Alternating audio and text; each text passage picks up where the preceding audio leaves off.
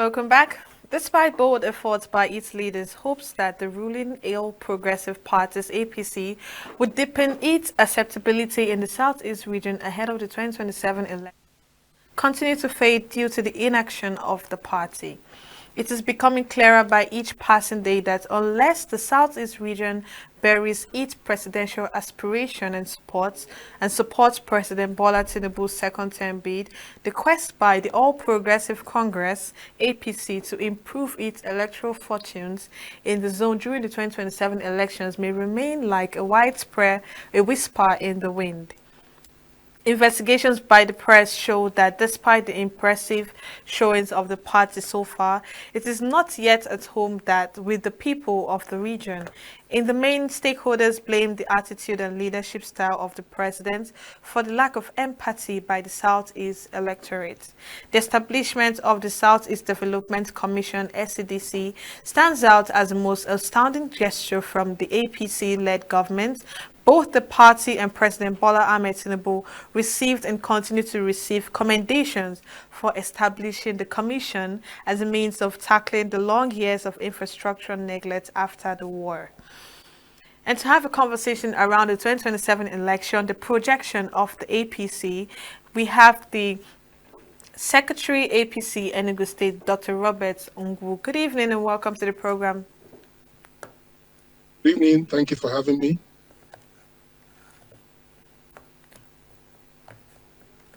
Can you hear me, sir? Okay, let's move forward. Let's dive right into the discussion.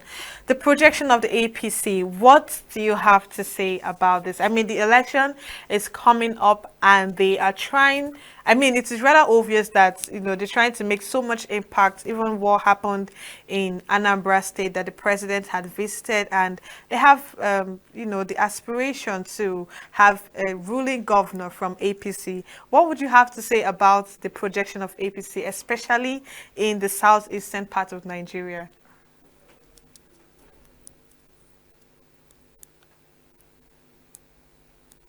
There are three states, or rather two states in the southeast that is being managed by APC, the Imo State and the Ebonyi State. The two states are doing very well from the perspective of human development and the perspective of infrastructure, creating jobs and opportunities for their indigents. If you look at Imo State, for instance, so much going on there, and there's a lot of industrialization going on there. Only people who are close there will know. There are industrial parks springing up there. There are investments in gas infrastructure. What we need in Southeast is, apart from it, we don't need welfare in Southeast. We're hardworking people. What we need is opportunities in industrialization, for people to use their hands and make efforts to create things, create jobs, and so on. So in Imo State, for instance, there's so much industrialization going on. Old industries or abandoned industries are being revamped. And the gas infrastructure, which is what we needed in Southeast, there's so much going on in the gas sector. The idea is to have a gas pipeline across major hubs in Southeast so that industries will spring up. These are very critical things. Then, from the area of a road, for the first time in so many years, in decades, now you can travel for instance, from Enugu to Aba in a very short period of time. Going to Onisha from Enugu, one side of it is quite good, and the other side, a contract has been awarded to complete that project, and so on. So the prospects look good from that perspective. When it comes to the issue of youth, a lot of youths are getting trained. From the Ministry of Innovation, Science and Technology, 300,000 youths are being trained in AI as we speak. Some of them are already passing out. These are people who would create future jobs and future industries. And most importantly, you look at federal jobs. In Enugu, for instance, you have more than 200 people with federal government appointments or federal government jobs. This has never happened in Enugu before. And these are the future PAMSECs, the future directors. And so it's looking good because anybody that has a job, the person and their families will support your party. And, though we don't have the governorship, we don't have the mayor building in Enugu, but we have a performing minister, the Minister of Innovation, Science and Technology, who is doing quite a lot by attracting industries. If you go to in Kano West, in Akugo, there is a solar factory being solar is assembly plant being set up there. The leather cannery is happening there as well. You have street lights, a lot of places in Enugu being attracted by this APC government. In some areas, you have solar boreholes in many communities, even roads by NIPRI, which is part of Ministry of Innovation, Science and Technology, are springing up in Enugu. The issue is that most people, when they see those projects, they assume it's the state government, but it is the federal government. And as time goes on, people begin to know which of the projects are being attracted. And so that's what's going on.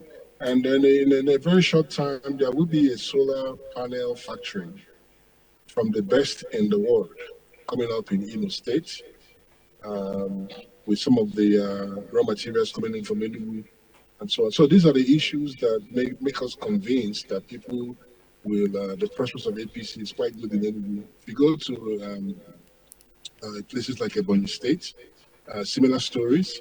Now, setting up the Southeast Development Agency is going to bring a lot of development because there's a talk now of having a rail connecting all the Southeast states.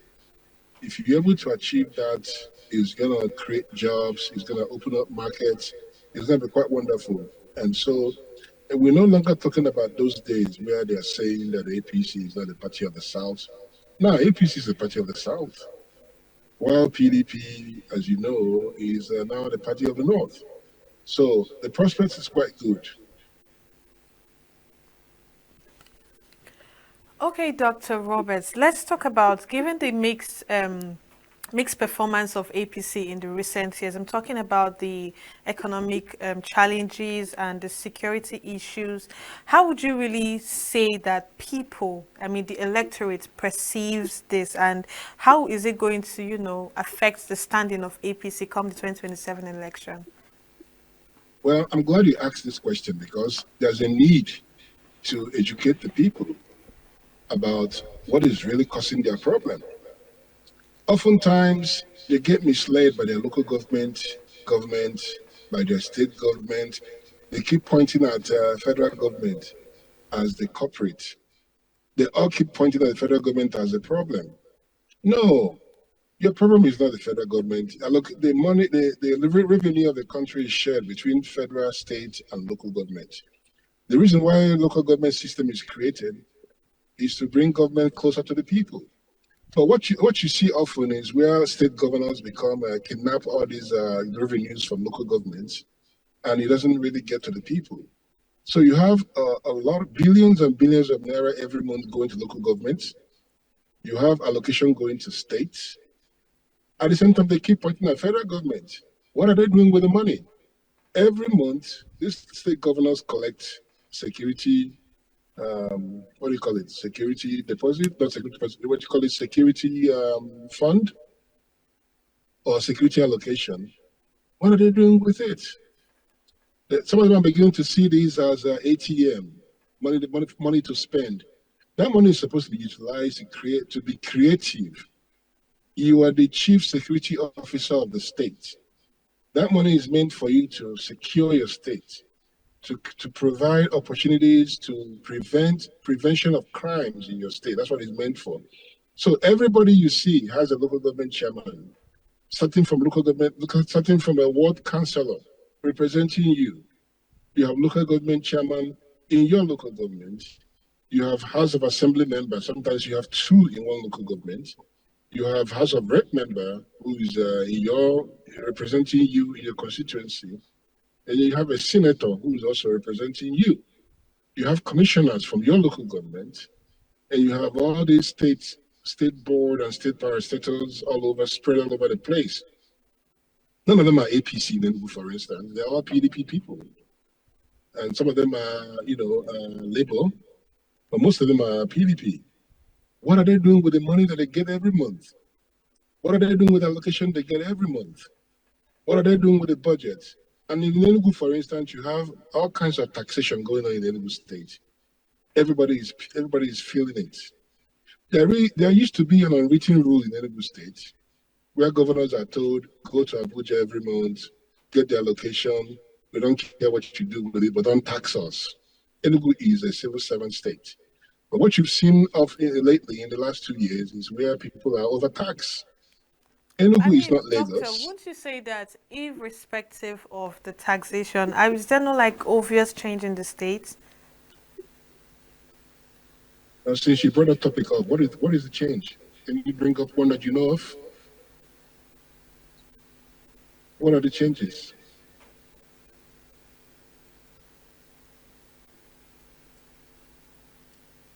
I don't see jobs. Can you That hear is me? actually losing jobs. Yes, I can hear you now. Okay, Can you you hear were me? saying that, the taxation is on the high side and you said it was sort of irrelevant. And I'm asking, is it not like obvious what this money is being used for? Oh no, it's not obvious because the state is getting more allocation than previous governments. The local governments are getting more allocation than the previous governments. The removal of subsidy has increased revenues for states and local governments. And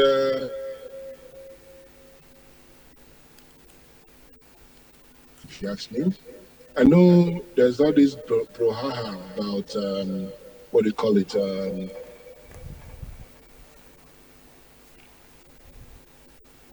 Being repainted or being reshaped. I don't see industries. I don't see things that create jobs for people. I don't see that in Enugu. I don't see, foreign direct investments coming to Enugu. I don't see that.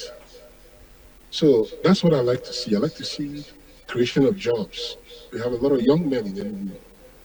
Thank God for IT infrastructure, because a lot of them are finding ways to create opportunities for themselves by tapping into opportunities abroad and outside the state. Other than that, there is no opportunities coming to them in Enugu state. No industry. Name one or two industries that have moved into Enugu in the last two Okay, years. I'm listening. Go on, sir. Yeah, so that's what I'm saying. So the question you asked me is, am I seeing the result of all this taxation plus the increase in allocation plus the increase in allocation to local government? Am I seeing commensurate, results from the performances? No, I don't see that. I really don't. And then not to mention the loans. There are Enugu State is burdened with loans. There are new loans that have been collected the last 2 years. What about this money being used for? Water, there's a promise to provide water for Enugu. We still don't have that happening. So that's why I'm telling you that the APC has prospects, because people are tired of taxation, over being overtaxed, and people are not getting jobs. So the prospect is quite good, you know. And then in the last year or so, there are a lot of people who lost their livelihood. A lot of them petty traders, a lot of them old decades of industries being demolished, without compensation or without being relocated. So these are the things that you see happening. And these are things that give us hope that in due time, if we will look for the right person that will be able to lead the state to economic growth.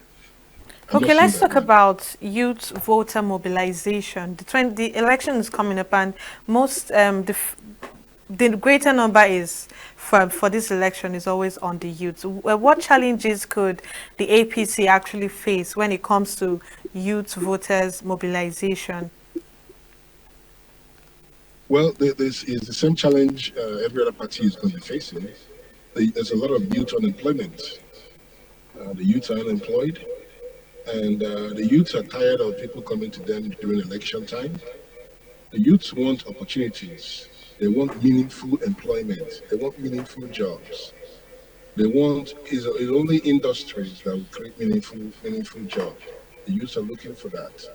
If you go to universities in Enugu State, state universities and state polytechnics are paying way more than any other state around, and the income is lower than any other state around. And so the students are overburdened.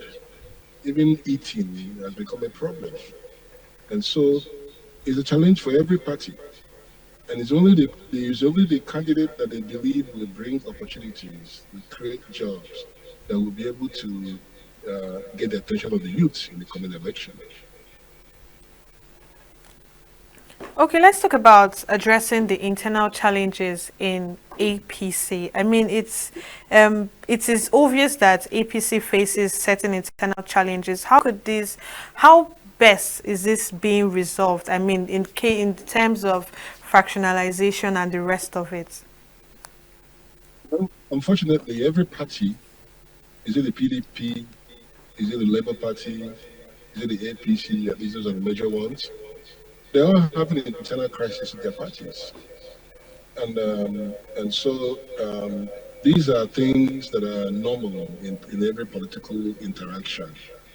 You know, the idea is always at the end of the day, how do you resolve it? Do you find a way to reconcile people?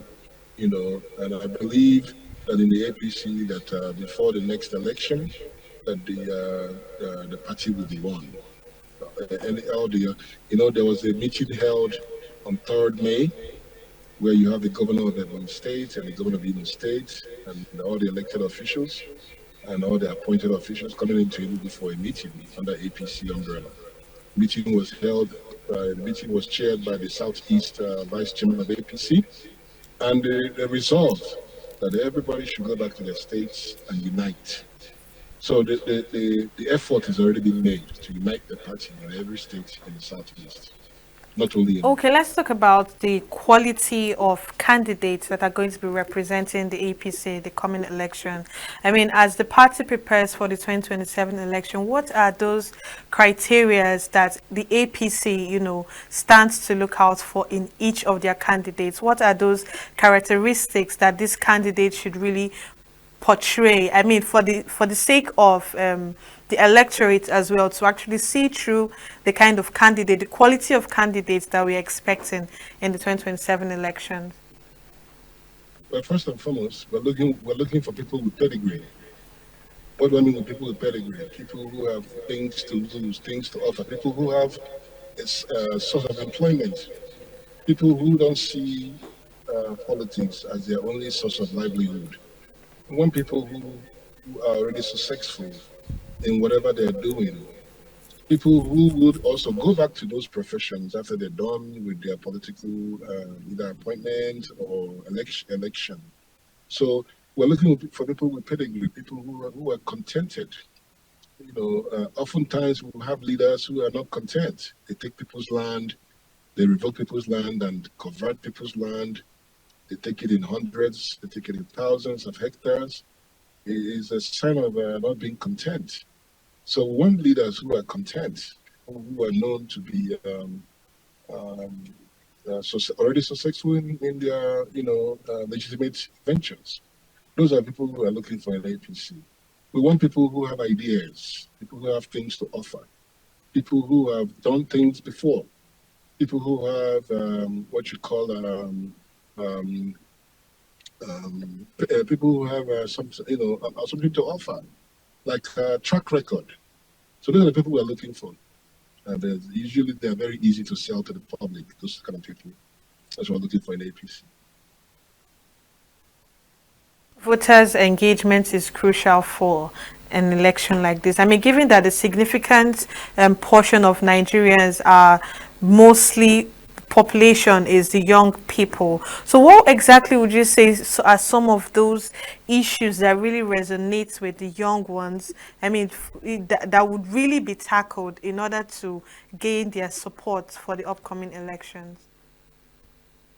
Number one issue for the youths: employment, jobs, jobs, jobs. You must go out of your way to provide employment for the youth. You must attract, you must have friendly policy that will attract industries to your state. You must create tax heaven. You must make your state a tax heaven in order to attract businesses to your state. If you are overtaxing people, there are competitions. Businesses will move elsewhere where they don't have to pay too much taxes. Security is important, because the youths are the ones that often suffer, and they often bear the brunt of insecurity. And then, what else? Opportunities. There must be opportunities for the youth. In a situation where the same people are recycled in government from 1999 to date, the same people are in government recycling themselves and their children. The youths actually like opportunities in their own states to be part of the ruling class in their own state. So these are the things, and then somebody who will sell future for the kids. Here's your future. Here are opportunities. Here are ideas that will, get you. Those are the kind of things people bring hope to the youths. Those are the people that the youth will listen to. Okay, so using the 2023 election like an example of it, of the concerns about electoral transparency with what happened in 2023, how people were really disappointed at the outcome of the elections. Come 2027, what are some of the integrities that we are going to be put in place? I mean, what are some of the things that would actually be put in place to make sure that people that voted will actually have their votes accounted for properly? I mean, in order not to have what happened in 2023 repeat itself.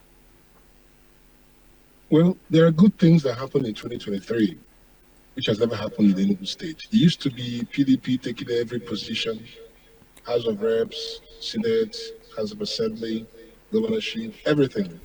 Local government, council efforts from 1999 until 2022. It was PDP taking everything. In 2023 election, for the first time, you actually have Labour being the majority in the House of Assembly. You are in the House of Reps. You actually have PDP losing all election except one. Some of them they recovered from the court process. Out of the three senators in Enugu, you had two in Labour Party. That has never happened in Enugu state. So if you ask me, it's progress. And we hope that the coming election they're also more progressive.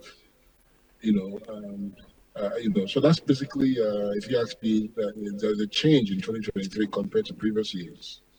I mean, knowing that, Dr. Roberts, knowing that Enugu State is a PDP dominated state, I understand that we're not supposed to have like a one-party system in Nigeria, but it is rather obvious that PDP has dominated Enugu State for the longest of time.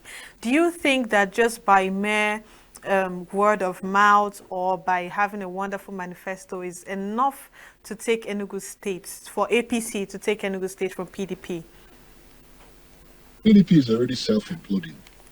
If you pay attention to what is happening around you, PDP is already imploding. It's already a party that is dying, going extinction. You have rumors of even the governor and a lot of them trying to come into APC. PDP is going to be extinct by 2027. That's the projection we're seeing. It's already a dead party because they have not performed in spite of all the opportunities given to them. Look at the infrastructure in the new state. Look at the unemployment. Look at the hunger and everything. These are all result of PDP government in the new state from 1999 to date. Oh, okay. Southeast in general, do you think that the people of the Southeast are really impressed with what the APC is doing at the federal level? I mean, we are using, because of how it is over here, we use the federal level as a yardstick to have a plan out of how it's going to play out at the state level eventually. coming the 2027 elections coming up, and it's rather obvious that APC is coming with the force of taking over. The South is having, like, a large number of votes from the South. Is we saw what happened in Anambra State when the president visited, and being that the governor of Anambra State is not even an APC governor, but you could see the cordial relationship that was going on. I know it's obvious that it wasn't like a party visit, but regardless, coming 2027 elections, what do you really see APC as that party that would really, really dominate the Southeast? I strongly believe so. Yes, APC has what it takes to dominate the Southeast. And the reason is because the current states held by PDP, in fact, PDP is actually a minority. You only have one state as PDP. You have PDP in Enugu State, you have Apoga in Anambra State, you have Labour in Abia State. APC is actually one that is already dominating in Southeast. APC has two state governors out of the five, you know, and then the other three were shared by three different parties. So the APC is already dominating, and I believe they will even do better in the coming election. Okay, so how is APC attempting to improve its political awareness? I mean, in the traditional opposition dominated regions like Southeast, obviously. Well, PDP is already doing things like communicating, articulating the things they are doing, because PDP has done so well in using propaganda, buying up the media. I shouldn't say buying up, but there's a lot of PDP has mastered their way of using the media to fight their wars. Either social media or or otherwise. So what the APC needs to do is to highlight those things that they're doing, and also to highlight, in Enugu, for instance, to highlight what the PDP is doing, how much money they are receiving, and how much they are spending. Is it commensurate? How much money is being raised from all this taxation? What is it being used for? And these are the things that there has to be. Once you highlight these things, people are very smart. They should be able to see who the culprit is. So when people are pointing at federal, you ignore the pointing. Look at state. Look at local governments. They have allocations every month. What are they doing with it? That allocation is not their money. It's people's money. What are they using that money to improve the lives of the people? So those are, once you begin to highlight on these important things, the facts will come out. Okay, you just talked about taking a look at what is happening in Enugu State, APC itself, taking a look at what is happening in Enugu State, how PDP is running the state and use it as a leverage to themselves. So what role do infrastructural projects exactly and the federal appointment play in APC's effort to gain support? I mean, especially in the Southeast. Well, I mean, people move around freely now in terms of road infrastructure. They've never been like that before. And even more contracts have been awarded. There are people who are, for the first time, having a water supply from solar boreholes that have been attracted by the federal members from the APC, and likewise the ministers. There are industries being attracted. So these are the things that has to be sold. These are the things that has to be communicated for people, and then not most importantly, there are more than 200 in people, or even up to 300, who have gotten federal jobs in the last 2 years, courtesy of the Minister of Innovation, Science and Technology, who is from Enugu.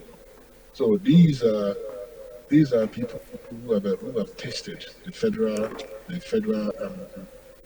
what you call who are connected to the national grid. So other people around them can begin to see the successes and see that it's important to also connect. And so those are the living examples I would like people to see. It's like they play the show, like they say. Okay, let's talk about the situation of defection from APC to other political parties? I'm talking about the former Kaduna State Governor El Rufai, who has actually defected. Has this impact now? Does it have any strong impact on the APC? I mean, for the next election? Not really. Every state is different. Politics is local, and in every state it is local. So you will not use what happened in Kaduna State to judge what happened in any state. All these are dynamics. Politicians move around looking for where they believe is their best interest. Those are individual efforts, individual interests, nothing to do with the party per se. So most Nigerians have come to realize that politicians move around not for the interest of the people, but for their own personal interests. So it's irrelevant. That's a direct answer to your question.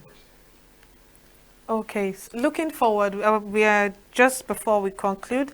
Looking forward, what do you think will be the fate of APC in the 2027 elections? Just in a nutshell. I think they're going to do very well. And I think a lot of PDP, Labour are going to try to switch over to APC. So you're going to have a primary election that will be contested like general election. And I think at the end of the day, that if APC comes out with the best candidates, which I believe they will, then the people will massively vote for them. That's what I predict, not just in Enugu State, but in Southeast. Do you foresee any more defection from the APC to other parties by the members of the party? I actually see more defection coming to APC, not out of APC. It's actually more, there should be more coming in, not leaving. That's what I see. All right, thank you so much. Our subject matter was the 2027 election, the projection of the APC. And we had this conversation with the Secretary, APC Enugu State, Dr. Robert Ngwu. Thank you so much for your input on this subject matter. Thank you so much for having me. Save Nature TV. News in your pocket.